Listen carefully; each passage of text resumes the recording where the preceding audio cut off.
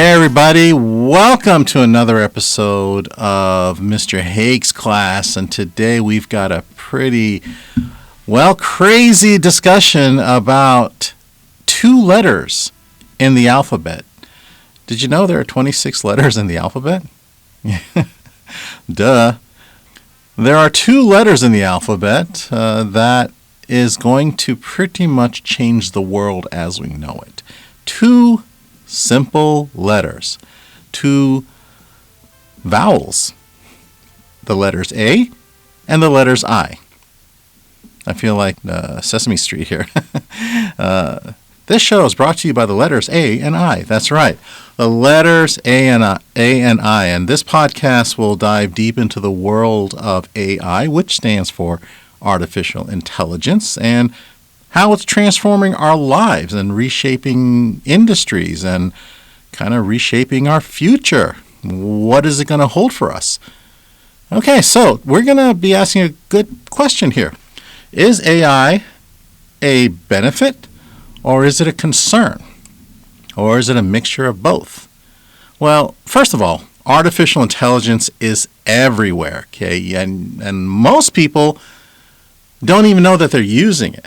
Okay, so in other words, we use it for the apps that we use on our phones, to the algorithms from Google searches, all these binge-worthy shows that we watch on Netflix, all the way to the advancements of healthcare and finance, even creative industries. We're using AI. I know plenty of people who use AI, ChatGPT especially, to create scripts and, of course, these AI generative to generate images and songs. But as we embrace AI, there are some concerns about privacy and ethics and, of course, job automation. And that's going to continue to grow. And so today we want to talk about that and where it's headed and whether we should be excited or, a little worried. First of all, what is AI? Okay, how did that even come about? Well, as I said before, AI stands for artificial intelligence, and you all know what AI is, okay? Hey Alexa, hey Siri, and all those annoying chat box. You go on a website and you want to have customer service. You're hoping to talk to a live agent, but no, you got a bot. That's right, you've got a chat bot. And they'll say, well, what do you need? I want to talk to a real representative. So at any rate, at its core, artificial intelligence refers to machines or software that mimic human intelligence. That's right. It mimics human intelligence, and this includes learning from data, recognizing patterns, solving problems, and even making decisions. And that could be kind of scary, wouldn't you say? So let's talk about two main types of AI. Okay, there's the narrow AI, and the general AI. Let's go ahead and talk about narrow AI because that's pretty much what we are all familiar with. It's a narrow AI. So a narrow AI, without really kind of Googling what the definition is AI specific to a device, a program, or an event. It's just focused on the one thing. Okay, so we interact with it the most frequently. For instance, the voice assistants. Okay, the recommendations or the recommendations systems, or in video games. For instance, like a lot of times that we're away home, we program our Roomba vacuum cleaner to start vacuuming the house before we get home. So that is AI. General AI, on the other hand, refers to a system that can perform any intellectual task that a human can do. So in other words, it creates a parallel human being. I mean, think about it. It's like a second human brain. Oh yeah, we're not there yet, but we're getting there, and there are some researchers out there that's not going to stop until we do get there. So in other words, they're replacing intelligence. All right, so let's talk about AI in a good way. Some of the positives. Okay, so it's doing some pretty amazing things. I'm not going to deny that. AI is pretty darn amazing. For instance, If we're driving down the road, all of a sudden it starts drizzling, how many of us witness our windshield wipers automatically starting? Or if we're at a dark road, all of a sudden the high beams started, flashing in front of us. Okay, and of course, let's not forget, you're thinking something and you're on your phone, and all of a sudden you have you think something out loud, or somehow, some way, Amazon knows you thought those thoughts and present it. It's amazing. Because we were looking for a lawnmower. I was thinking, God, I need to have a lawnmower. Maybe I was thinking out loud. Maybe I was muttering it. And all of a sudden, I'm on Amazon, and boom, all these lawnmowers show up. It's pretty amazing. And it's hard to deny the potential of AI to improve our lives. And I truly appreciate that because, I want to be able to search for things that I'm thinking and that I'm feeling that I need to have. And, of course, when it comes to things like healthcare, AI is being used to analyze medical data. For instance, if it needs to detect diseases early or even assist in surgeries. And that happened to me. When I had my surgery to remove prostate cancer, I was under the arms of a robot. That's right, the Da Vinci robot. Look it up. It's this big, menacing thing that pretty much is so precise it can actually peel the skin off a grape. That's how precise it was. In other words, it can do functions that a human finger or human hand can find challenging. It's incredible. One AI system the medical industry used, I won't name what it is, but one AI system correctly diagnosed 92% of the lung cancer cases from scans. That's a feat most human doctors would struggle to achieve. It's also streaming processes across industries. Companies, for instance, AI is used to automate customer service and manage supply chains. And one day, and it's coming, folks, one day it's going to be driving our cars, which I kind of welcome because, to be really honest, some of these drivers here, well, they're distracted. They're on their phones or they're doing something. They're distracted. I get real nervous sometimes when I look at the rear view and the car is approaching a little faster than they should. But it's not just about that.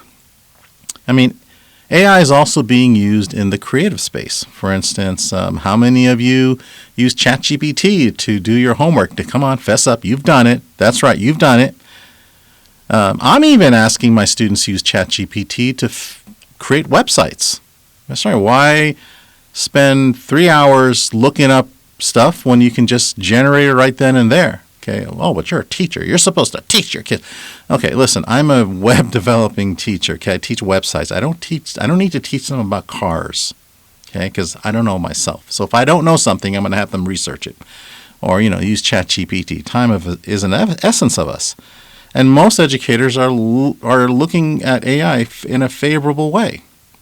So, however, at the same time, being a creative artist myself, have you heard of AI-generated art and music? I mean, there are some musicians who are using AI to help compose songs and visual artists to create graphics. Well, I have an issue with that because to me, a real musician, the singer-songwriters that we all love, like the Paul McCartneys and the John Lennons and the James Taylors, and, people like that, the Neil Youngs, those guys are hardworking singer-songwriters who wrote from the heart. The one thing AI doesn't have is heart. Doesn't have that. So, of course, again, it's under the control of the musician, but, like I said, it kind of irks me a little bit, especially when a graphics person generates an AI using, creating some sort of logo or anything of that nature, that it just kind of bugs me a little bit because, not that it'll threaten my job, because even graphic artists are using that. But I'm just saying, to me, it's a little tacky, but hey, it's there, they use it. And of course, there are other important things that AI can be useful for. For instance, scientists use it to monitor climate change. That's right. Researchers are using AI to analyze environmental data, predict weather patterns, and even optimize renewable energy grids. That's pretty good stuff. That'll improve us because, we have yet to find a reliable way of predicting earthquakes or tornadoes, okay, or a hurricane that might be coming. I mean, yeah, a hurricane we can kind of see for a while now. I mean, but it can even help us better prepare for upcoming, natural disasters that could possibly hurt us. So on the surface, AI looks like it's a great partner for humanity, helping us work smarter, solve problems faster, and create ways that we've never, ever imagined. Okay, and I use AI all the time, and I love it, but there are some things that even I'm concerned about. So let's discuss some of those things. Every story has two sides. Okay, AI can be a powerful tool, but it has some risk. Okay, and here are my concerns. Okay, so the first thing is, how is it going to affect the economy? How is it going to affect job automation? Okay, as I said before, almost $1 billion worth of jobs will be automated by the year 2030. Okay, almost 800 million, and we'll see that right now. AI has the potential to replace human workers in many sectors, okay, from manufacturing to retail, even white-collar jobs like data entry and legal research. Now, if a programmer trains an AI module to replicate itself, in other words, to keep on coming up with different ideas, if it thinks like a human, how do you stop it? You can't have a war against AI unless you're a big, Terminator fan. Remember the movie Terminator? A report from suggests that there are about 800 million jobs that could be at stake by the year 2030 because of automation. Now, that's a staggering number, and it raises a lot of questions about society and how it'll adapt to that. Now, of course, there might be new jobs. We don't know about that. So hopefully it won't hurt too many people. And then, of course, there's privacy. Okay, AI systems thrive on data, and the more data they have, the better they will perform. But this means that a vast amount of personal information are being collected, stored, and analyzed. For instance, facial recognition. Yeah, it's a wonderful thing when you're driving and you don't have to keep pressing that username and password. That'd be nice. Okay, the phone will just will look at you and say, hey, yep, you're you. That's you. Okay, so for instance, if you misbehaved at a sporting event and you were banned, okay, you really misbehaved, didn't you? But if you were banned, how are they going to make sure that you don't come back? Facial recognition. That's right. They will see you from miles away. They will say, that's the guy. Get him out. Don't let him in. But the problem is that what if you got the wrong guy? I mean, all this data that's being collected, who controls it? And how's it being used? Okay, so I've got diabetes. You know that I'm 5'10". You know that I weigh this much. I won't tell you how much. But you know that I weigh a certain amount. Okay, you know that I might have some health problems. What are you going to do with that information? Who are you going to share it with? And don't think for 1 second that they won't share this information. Check your emails. How much junk email do you get from vendors or companies that you never even heard of? How did they get my email? Well, guess what? It's being sold. That's right. It's a big, big money-making operative where one company sells the data to another company for a dollar amount. Happens all the time. So what keeps one company from selling AI information? And let's not forget about bias. Okay, AI, all systems are only as good as the data that they're trained on. Okay, I mean, what if a data is biased? Okay, well, he's a black person and he's an Asian person and he's a white person, and he gets A, B, C, and D, while another group gets E, F, G, and H, and another group gets X, Y, Z. So you see, it kind of like it might be discriminatory, okay? Especially when it comes to job hiring, which I always believe should be individualized, not based on a group. You can't live in that world anymore. Law enforcement and even healthcare. Okay, what makes you think that law enforcement, if they use the data of AI saying, well, this neighborhood is full of these kind of people, we're going to focus and monitor there more than any other neighborhood? Yeah. What if they use that data to decide, well, this person is this race and that race and that race, and well, let's determine how we kind of want to give them this loan, whether at a higher rate or a lower rate. You see what I'm saying? So these biases can perpetuate inequalities and have serious real-world consequences. So I hope that it's double-checked. So what is the future of AI? Where is it going to go? Well, it's a mixed bag. On one hand, we're going to see more advancements, obviously, and we welcome that. AI could lead to incredible breakthroughs in, like, say, space exploration or disease prevention and sustainability. On the other hand, without proper regulation and ethical oversight, we can face significant challenge. And I'm sorry, in the United States, whether you like it or not, a lot of these agencies, from the FDA to the USDA to the SEC and all these departments that you think would have neutral people working it, no, they're previous executives from big major Fortune 500 companies that are placed here. Okay, they're only going to cater to what's going to make these companies wealthier. So if you're talking about AI, who's going to regulate AI? Well, it's going to come from the tech companies. The Metas, the Apples, the Googles, or whatever, or what do you call it? Alphabet, I think now. They're the ones who are going to come up with policies and recommend. If they don't come up with the policies, they're certainly going to have a big say in it. So there has to be transparency and accountability. And so if tech companies and government is going to establish guidelines on how AI should be developed and deployed, it's got to be fair for everybody. But fortunately, we're still in the early days, and the conversation is, however, happening. We just have to be aware. Okay, we have to be aware of where it's going to go, what's going to happen, and how is it going to be used.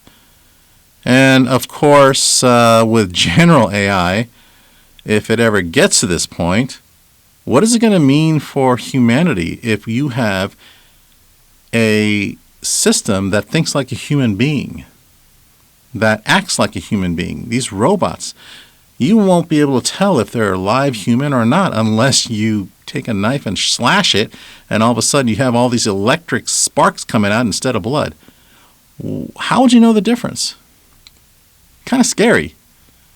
You think it would be cool, and in a way it is cool, but it could be scary. What if these robots replace cops? What if these robots replace soldiers? And don't think for one that AI is not used for military. Oh, yes, it is. These drones that are being guided by AI, they're programmed to see which are schools, which are hospitals, which are people, where they live, how they find out where the bunkers are. Oh, you better believe it's being used. Sadly. But at the same time, we can also use AI to help find kidnap victims, or where they could be and how we can better keep it alive. It can also analyze mines before miners go in there. Mines, like in West Virginia, those coal mines. It can analyze how safe and how unfriendly the environment is for human use. Well, so is AI a friend or a foe? Well, the truth is a little bit of both.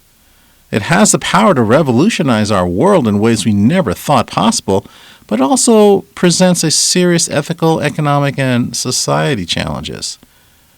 It all comes down to how we choose to use it and design it, and how we decide it's going to serve us. So you need a right balance between innovation and caution. So as we move forward, we can ask the tough questions and hold tech developers accountable and ensure that AI serves humanity and not the other way around.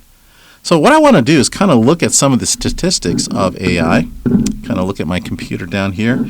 So, and I will share this link. It's from National University here in Southern California, and they have this website called 131 AI Stats and Trends for 2024, and which is the year we are right now. We're in 2024. 77% of companies are either using or exploring the use of AI in their businesses. I don't know about the small mom and pop shops, but at any rate, 77% of the devices that we have use some form of AI. Okay, and 90% support the use of AI. The most demographics-wise, the group that uses AI the most, obviously Asians at 40%, men at 38%, Democrats at 34%. Wow. So by age, obviously look at this. 30. You would think this is going to surprise you. The age group that uses AI the most, you would think it would be Generation Z. No, it's actually the boomers. Almost 31% of people 61 years and older are using AI. Isn't that incredible? And so, but here the unfortunate thing, 52% of experts believe that automation will displace jobs. And I find that hard. I don't think it'll displace all jobs. I mean, from what I understand, it might take away some jobs, but it also create a lot of jobs. Okay, so we gotta give it a chance. Whatever makes us safer and more efficient in our lives. The top jobs for AI, obviously, customer service, cybersecurity, digital personal assistance, customer relation management, inventory management. Oh yeah, that's going to be big. So we want to be able to use that. Okay, the jobs that are most likely, if you want to work in AI. So here are the jobs you want, or the career choices you may want. Data engineer, data scientist, data analyst, machine learner engineer. How about that one? Machine learner engineer. So you're teaching machines how to think. Applied scientist, research scientist, analytical engineer. So definitely in the sciences. So take your STEM courses in high school. All right. The U.S. adults in higher levels of education and income demonstrate greater awareness. Okay, so in other words, the postgraduate students, 53% are using AI. College graduates, 46%. But those that are only have a high school diploma or less, 14%. Okay, so over 50% of business owners use AI. So that's pretty interesting. All right, so how do you become an AI person? Okay, so first of all, you need to be able to decide what in AI, because it's not just, okay, what do you do for a living? Oh, I work in AI. Well, what do you do there? Okay, so it's like, working in baseball. Well, what do you do? Are you the first baseman, second baseman, third baseman? Are you the manager? Are you part of the crew, the cleanup crew? Well, what do you do there? So there's different parts of AI as far as the job market. So for those who are students may want to consider this. Programmers, okay, obviously they're the big ones. They're the big wigs, okay? The programming is very important. So what kind of programming language should you learn if you want to program in AI? Well, it looks like Python is the big winner. Python is definitely the most common programming language, especially for app development. The other ones is pretty common, C++ and Java. Okay. And, of course, mathematicians, very big. Those who can analyze statistics. Okay, and also figure out algorithms. That's right. That's going to be pretty important. Let's see. So, computer scientist, computer vision. So also, believe it or not, creativity. So in other words, a lot of you graphics people that might find working in AI. And so this is a really, really interesting data that we have over here. So I'll tell you, if AI results in those jobs that I just mentioned, then it's going to be here for a while. And now here's another indication about AI sticking around for a long time, probably forever. Here's some of the universities, the best universities or the top recommended universities that you can go to study AI. First of all, Stanford University is definitely known for its AI pioneers. That university is the pioneer of AI. They've got some pretty unbelievable robotics and computer technology. After all, they're in the Silicon Valley area. So that's where it all starts, right? Then there's Carnegie Mellon and, of course, MIT, the big wigs, Berkeley, Harvard. But maybe I should tell you about the rest of us, the people who probably won't go there, Okay, University of Texas at Austin, and then of course there's the Rochester Institute of Technology. So any Institute of Technology schools might be a good place to learn about AI.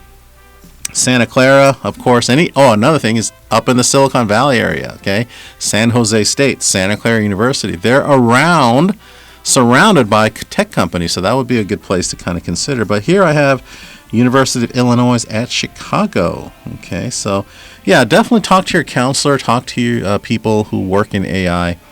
The good, bad, and ugly has been discussed. Like I said, narrow AI is really cool. It focuses on one thing, one device. If we can keep it that, then that'd be cool. General AI is a little bit scary, and if it gets out of control, well, pretty much AI will be the very last invention that humans have ever created.